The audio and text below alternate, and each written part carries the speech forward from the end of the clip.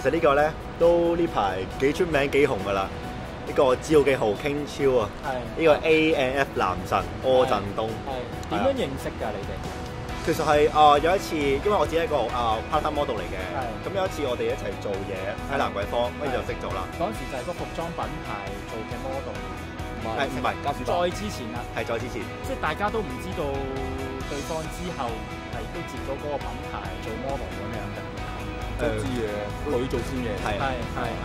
跟住有一次見到佢，咦，你又喺度嘅咁樣咯。佢哋嚴唔嚴格㗎？因為見到個個真係 fit 到震，冇多餘肌肉咁樣。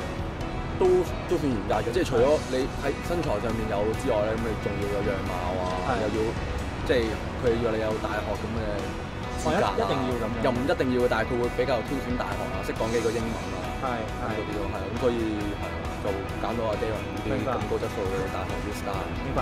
點解兩個特別會投契？今次你特登嚟現身支持阿 Darren？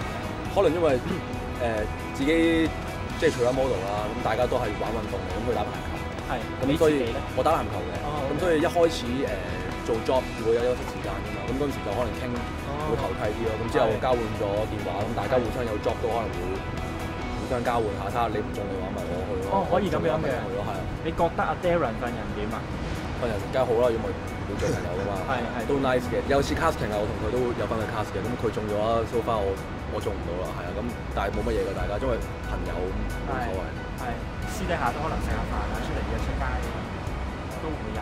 都會嘅，都會一齊食下飯咁樣，係啊。咁嚟緊11月14號9展，佢就上台會嚇，即係都有勁嘢啦，好多 fans 喺下底嗌啦，你會唔會都支持佢？頭先聽講你都好似會其中一個 fans 咯。我驚到時人哋問你攞簽名。係，跟住到時唔係支持我，支持你嘅。我舉派嗰啲嚟嘅。好啊，到時睇你出現啊，希望你到。冇問題嘅。好。